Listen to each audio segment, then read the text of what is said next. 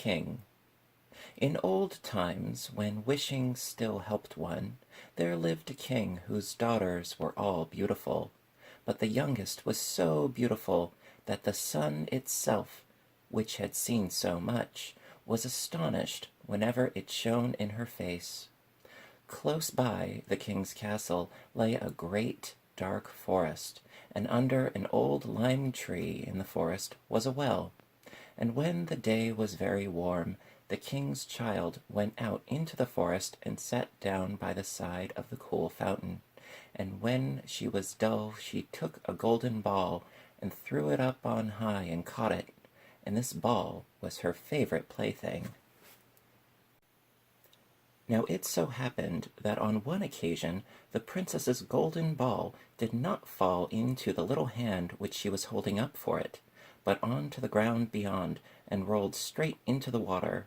The king's daughter followed it with her eyes, but it vanished, and the well was deep, so deep that the bottom could not be seen. On this she began to cry, and cried louder and louder, and could not be comforted. And as she thus lamented, someone said to her, "What ails thee, king's daughter? Thou weepest so that even a stone would show pity." She looked round to the side from whence the voice came, and saw a frog stretching forth its thick, ugly head from the water. "Ah, old water splasher, is it thou?" said she. "I am weeping for my golden ball, which has fallen into the well." "Be quiet, and do not weep," answered the frog. "I can help thee. But what wilt thou give me if I bring thy plaything up again?" "Whatever thou wilt have, dear frog," she said. "My clothes, my pearls and jewels, and even the golden crown which I am wearing."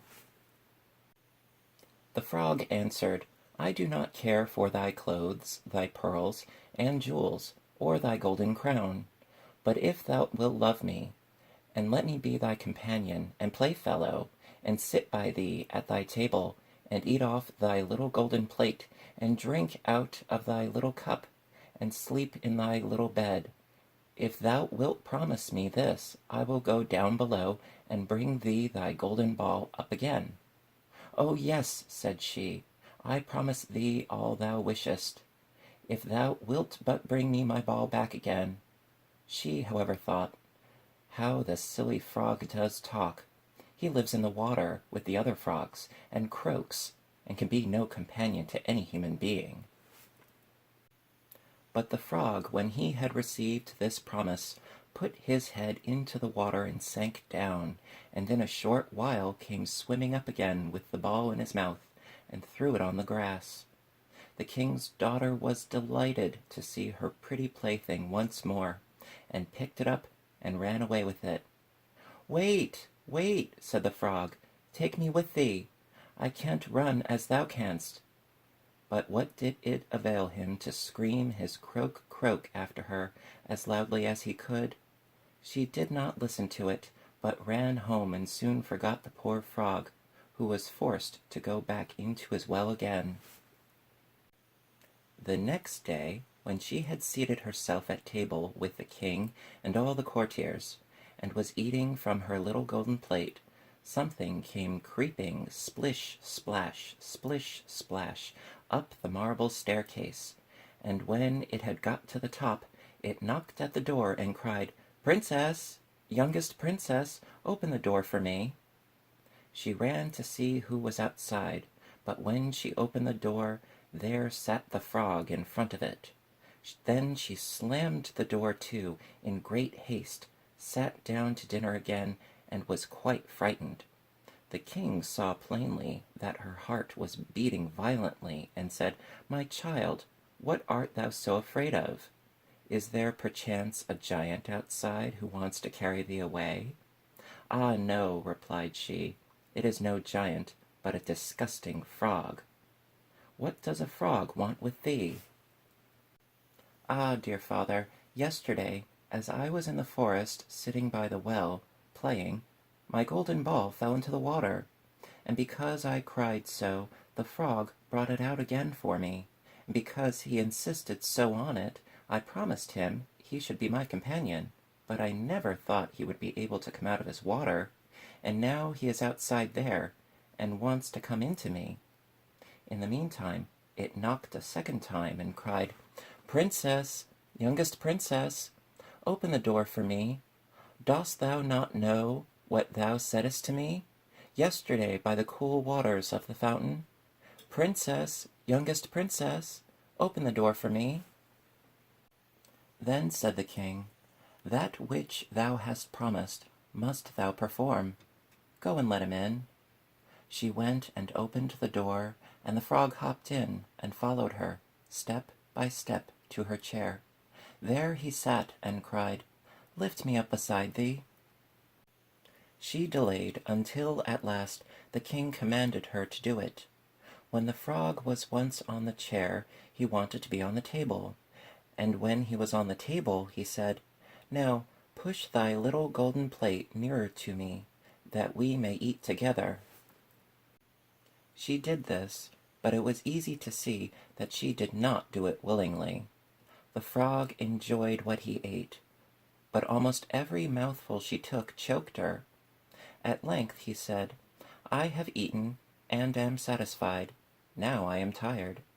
Carry me into thy little room, and make thy little silken bed ready, and we will both lie down and go to sleep." The king's daughter began to cry, for she was afraid of the cold frog, which she did not like to touch, and which was now to sleep in her pretty, clean little bed. But the king grew angry and said, "He who helped thee when thou wert in trouble ought not afterwards to be despised by thee." So she took hold of the frog with 2 fingers, carried him upstairs, and put him in a corner. But when she was in bed, he crept to her, and said, "I am tired. I want to sleep as well as thou. Lift me up, or I will tell thy father." Then she was terribly angry, and took him up and threw him with all her might against the wall.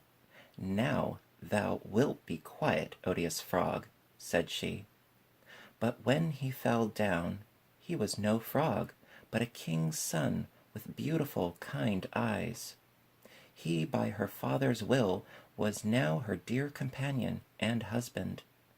Then he told her how he had been bewitched by a wicked witch, and how no one could have delivered him from the well but herself, and that tomorrow they would go together into his kingdom.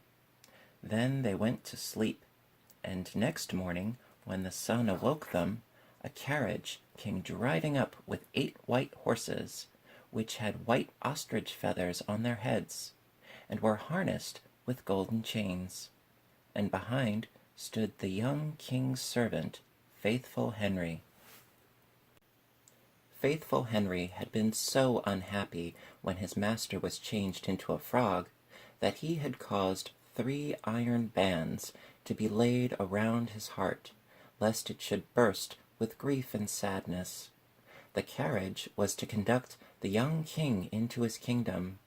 Faithful Henry helped them both in, and placed himself behind again, and was full of joy because of this deliverance. And when they had driven a part of the way, the king's son heard a cracking behind him, as if something had broken. So he turned round and cried, "Henry, the carriage is breaking." "No, master, it is not the carriage. It is a band from my heart, which was put there in my great pain when you were a frog and imprisoned in the well." Again and once again, while they were on their way, something cracked, and each time the king's son thought the carriage was breaking, but it was only the bands, which were springing from the heart of Faithful Henry, because his master was set free and was happy.